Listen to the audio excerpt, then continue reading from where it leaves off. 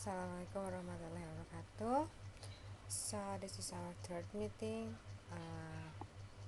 about the cross and multicultural understanding. That's our subject, and then our topic today is about the influence of culture. Okay, let's move on to the next slide.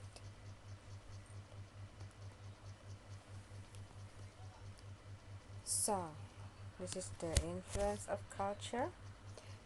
I'm gonna read it for you. I hope you enjoy my lesson. So social change can come from various forces both inside and outside a community. Yet globalization is one thing that seems to be able to influence the culture or of even the most isolated groups or people, especially through the mediums of television and the internet. The internet and media have had an impact of all societies, but this lesson highlights the communities for which the impact is blandly visible. Students will be introduced to two groups of people.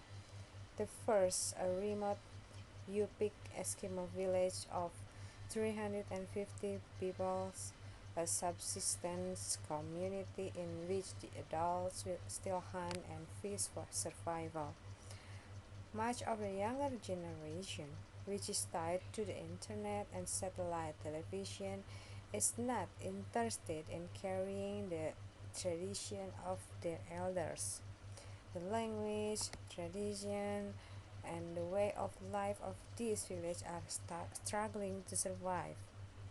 In the development of the lesson, students will focus on Bhutan, the remote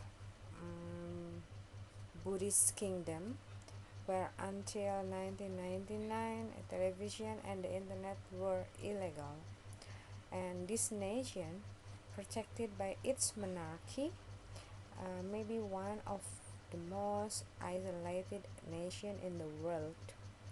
Due to its isolation, the people of Bhutan still maintain a strong culture, but television and the internet are definitely influencing society. So, according to the National Science Education Standard, technology influences society through its product and process. Changes in technology are often accompanied by social, political, and economic change that can be beneficial or detrimental to individuals and to society. But students need to be aware that technological changes do not occur in a vacuum because social needs, attitudes, and values influence the direction of technological development. So research show that sometimes students will impose values from their own culture upon other cultures, and if this become apparent through discussion with your students, this lens they are looking through maybe you know it's just like um hold on.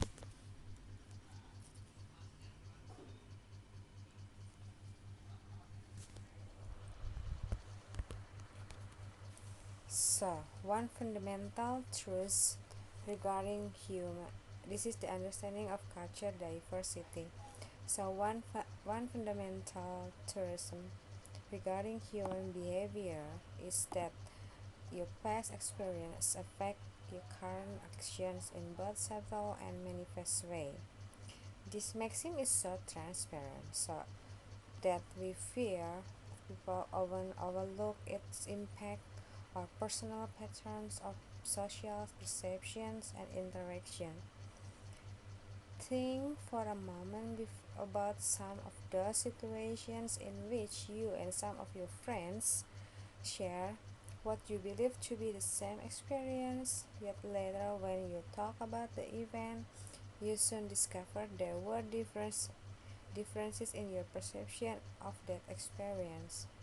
So we offer a simple example to make our point. If you and your friends were walking through a park and a large dog came bounding up to you, that that event could be perceived quite differently by each person depending upon his or her prior experience with dog. You might have had a pet dog as a child and therefore perceive the dog as friendly and bend down to pet it, right? And then as a child, however, one of your friends might have been bitten by a dog and therefore had a bad perception of this event. He or she might have reacted to the dog by moving away or even running. Although this example may seem naive and rather basic, nevertheless, it focuses on your attention on the fundamental idea that the stimuli you receive from the environment were the same, yet because everyone has a unique personality and unique background, and each of you experience a unique set of feeling. So when you add an element of culture to the perceptual process, individual histories take on added significance. For as we have stressed throughout this book, you're not only a creation of your individual experience, you are also a product of your culture. As we have already discussed, culture affects your way of perceiving and acting.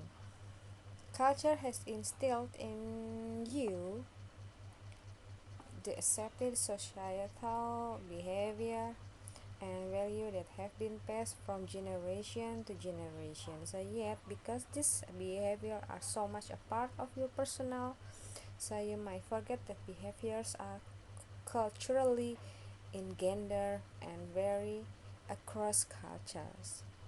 So this is why someone from Japan, for example, might remain silent if disturbed by another actions, whereas an Israeli or Italian would more like vigorously verbalize their displeasure.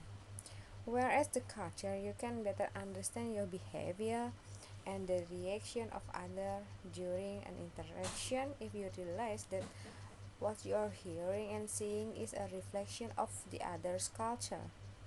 As you might predict, cultural understanding comes more easily when your cultural experiences are similar to those of the people with whom you are interacting. So conversely, when different and diverse backgrounds are brought to a communication encounter, it is often difficult to share internal states and feelings. In this chapter, we will focus on these difficulties by examining some of the experience and perceptual background found among a sampling of international cultures, just like that. That's okay. See you.